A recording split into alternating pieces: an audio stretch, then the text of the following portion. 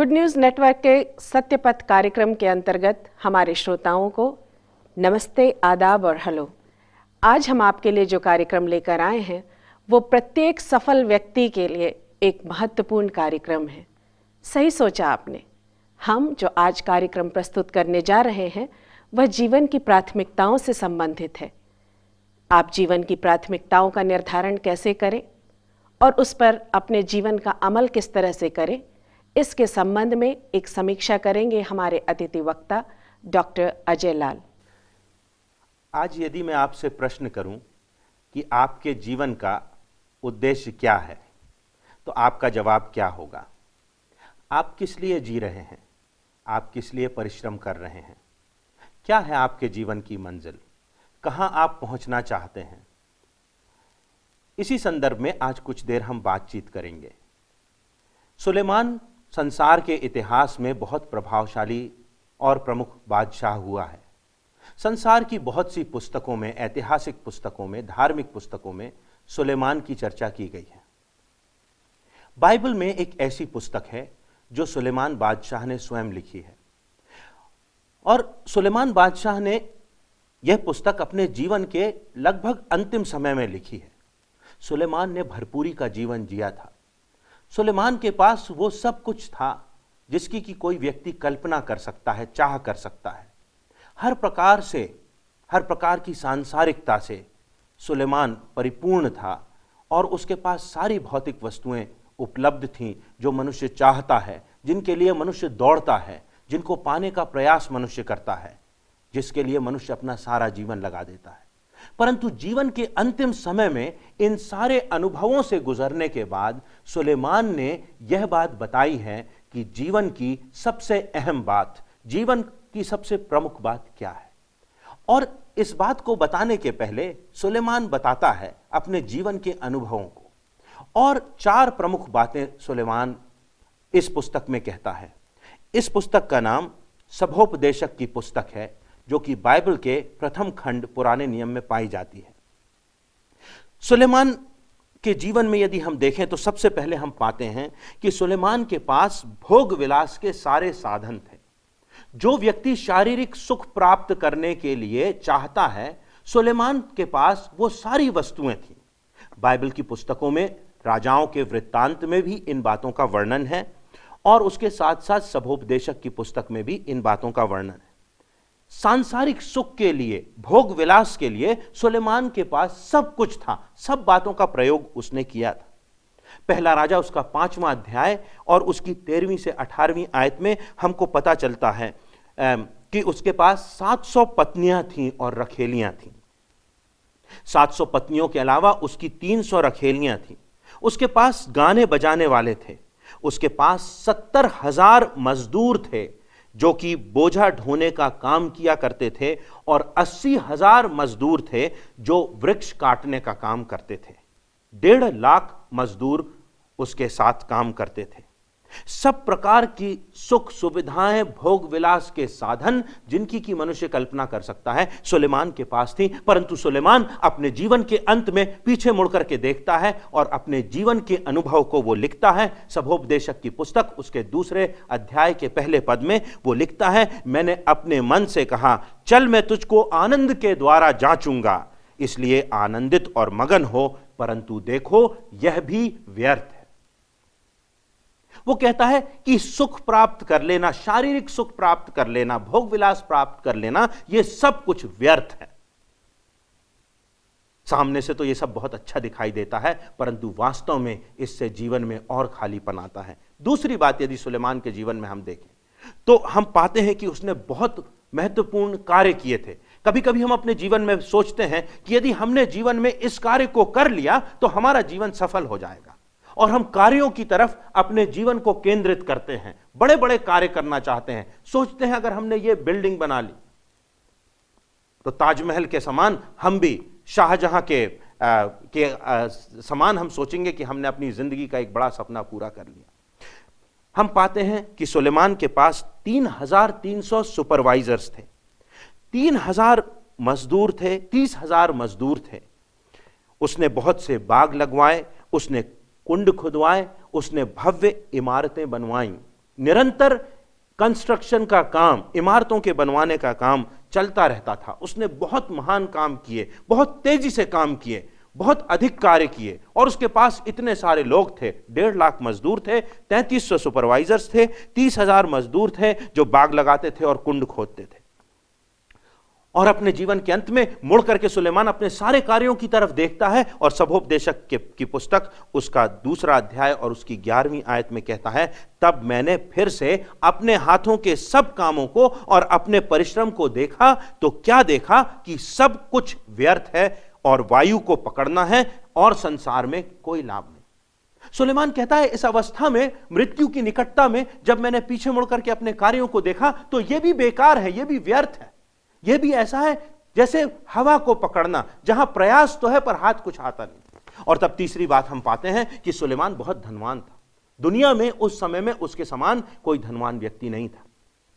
पहले राजा की पुस्तक उसके 10वें अध्याय की 1 से 30वीं आयतों में वर्णन है कि उसके पास आयात और निर्यात का व्यापार था। और जो बात मैं आपसे कह रहा हूं वो इसलिए कह रहा हूं, कभी कभी हम सोचते हैं अगर हम बहुत धनवान हो जाएं, हम दुनिया के सबसे धनवान व्यक्ति हो जाए, सबसे सफल व्यक्ति हो जाए, संपन्न व्यक्ति हो जाए, बहुत पैसा हो, जो चाहे वो कर सकें, तो हमारा जीवन सफल हो जाएगा। सुलेमान के पास आयात और निर्यात का व्यापार था। उसके जहाज चलते थे। 5,000 किलो सोना प्रतिवर्ष व्यापार में आता था।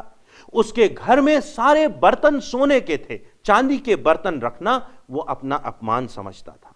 उसके पास हाथी दांत के वस्तुएं थी। उसके पास चंदन का व्यापार था, हाथी दांत का व्यापार था, और उसने बहुत धन कमाया। संसार का सबसे धनवान व्यक्ति था। और संसार का सबसे धनवान व्यक्ति अपने जीवन के अंत में अपनी पुस्तक में उसके 5वें अध्याय की 10वीं आयत में कहता है, जो रुपए से प्रीति रखता है वह रुपए से तृप्त ना होगा, जो बहुत धन से प्रीति रखता है वह लाभ से भी तृप्त ना होगा, यह भी व्यर्थ। सुलेमान जीवन में पीछे मुड़ करके देखता है और कहता है यह भी व्यर्थ है, धन प्राप्त कर लेना भी व्यर्थ है। और चौथी बात हम पाते हैं सुलेमान के विषय में कि वो बहुत बुद्धिमान था। कहते हैं उस समय में या आज तक कोई ऐसा राजा नहीं हुआ जो सुलेमान के समान बुद्धिमान हो। संसार में उसकी बुद्धिमत्ता की चर्चा थी। शीबा की रानी उससे मिलने आई, बहुत बुद्धिमान था, परंतु अपने जीवन के अंतिम समय में पीछे मुड़ करके देखता है अपनी बुद्धिमत्ता की बात। और वो सभोपदेशक 1:16-17 में लिखता है, मैंने अपने मन से कहा, देख जितने यरूशलेम में मुझसे पहले थे उन सबों से मैंने बहुत अधिक बुद्धि प्राप्त की है, और मुझको बहुत बुद्धि और ज्ञान मिल गया है। और मैंने अपना मन लगाया कि बुद्धि का भेद लूं और बावलेपन और मूर्खता को भी जान लूं। और मुझे जान पड़ा कि यह भी वायु को पकड़ना है, यह भी व्यर्थ। हम सोचते हैं अगर हमने ये डिग्री प्राप्त कर ली, अगर हमने ये कर लिया, अगर हमने इतनी बुद्धि प्राप्त कर ली, अगर हम इतने क्वालिफाइड हो गए, तो हमारे जीवन में हम सोचेंगे कि हम सफल हैं। पर सुलेमान अनुभव करने के बाद कहता है कि दुनिया की सारी बुद्धि प्राप्त करने के बाद भी ये सब व्यर्थ है, वायु को पकड़ना है। तो सुलेमान, तुम कहते हो कि धन भी व्यर्थ है, कार्य भी व्यर्थ है, बुद्धि भी व्यर्थ है, सुख सुविधा भोग विलास भी व्यर्थ है, तो है क्या? और सुलेमान यह बात बताता है, इस प्रश्न का उत्तर देता अपने पुस्तक के अंतिम अध्याय में, 12वें अध्याय की 13वीं और 14वीं आयत में। वो अपने जीवन के, अपने अनुभव के निचोड़ को रखता है। जो भरपूरी का जीवन उसने जिया था, जिस इंटेंसिटी से उसने जीवन जिया था, जो प्राप्त किया था, उसका निचोड़ वो लिखता है। वो लिखता है, सब कुछ सुना गया, अंत की बात यह है कि परमेश्वर का भय मान, कि परमेश्वर का भय मान और उसकी आज्ञाओं का पालन कर, क्योंकि मनुष्य का संपूर्ण कर्तव्य यही है। क्योंकि परमेश्वर सब कामों और सब गुप्त बातों का, चाहे वो भली हो या बुरी, न्याय करेगा, न्याय करेगा। एक दिन परमेश्वर मेरा और आपका न्याय करेगा। और इसीलिए सुलेमान कहता है, जो बात धन से, कार्य से, बुद्धि से, सब बातों से बढ़ के है, वो ये कि परमेश्वर का भय मान, परमेश्वर का भय मान और उसकी आज्ञाओं का पालन कर, क्योंकि एक दिन आने वाला है कि परमेश्वर तेरी सब बातों का, तेरी सब गुप्त बातों का न्याय करेगा।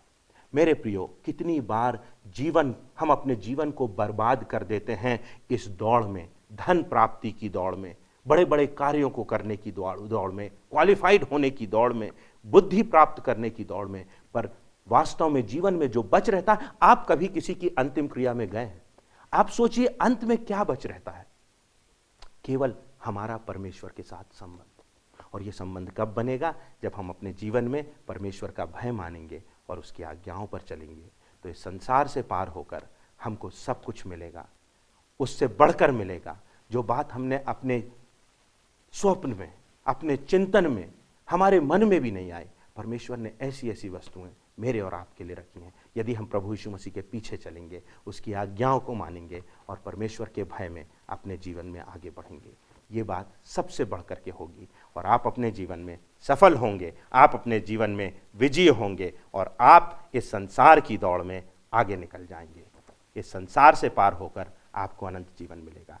परमेश्वर आपको आशीष दे। अभी हम आपको एक समूह गीत सुनवाने जा रहे हैं और हमें उम्मीद है कि आप इसे बेहद पसंद करेंगे।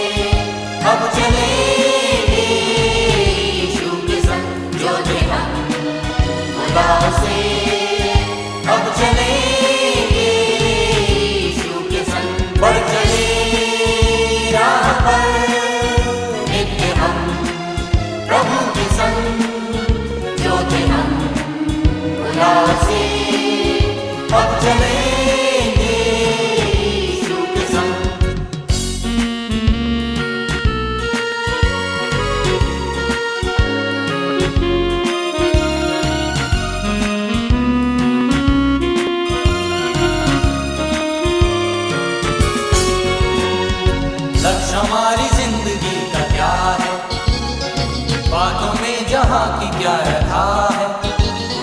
क्या करें क्या ना करें, कब तक करते ही रहे। मन में मची है ऐसी जंग, लक्ष्य हमारी जिंदगी का क्या है, बातों में जहाँ की क्या रखा है। क्या करें क्या ना करें, कब तक करते ही रहे।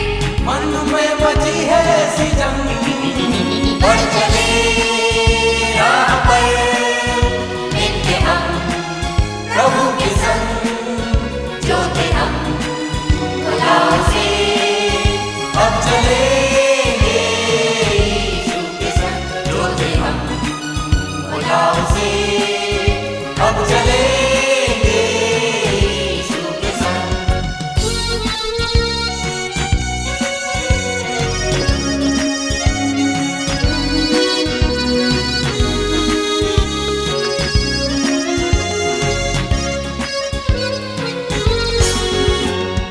हमने कौन से मार्ग को चुना है, ध्यान से वचन को क्या सुना है।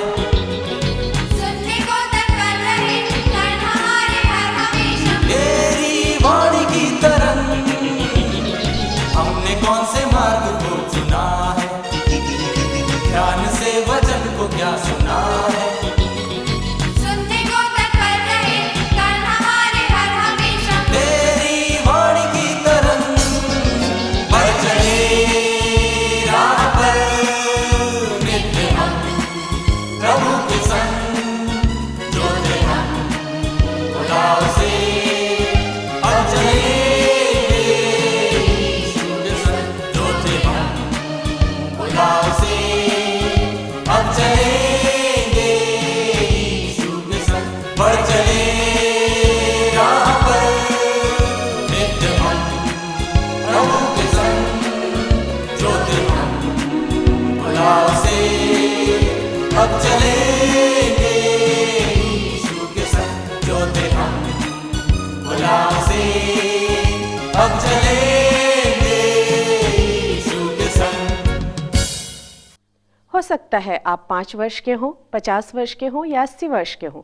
यदि आपने जीवन में अभी तक अपनी प्राथमिकताओं को निर्धारित नहीं किया है, तो हमें उम्मीद है कि आपको हमारा कार्यक्रम पसंद आया होगा और आप अपनी प्राथमिकताओं का निर्धारण आज से ही प्रारंभ करेंगे, ताकि आप अपने समय का पूर्ण सदुपयोग कर सकें, अपने जीवन को बेहतर बना सकें और अपनी योग्यताओं को और निखार सकें। यदि आप हमारी सहायता चाहते हैं तो हमें अवश्य लिखें। नमस्कार।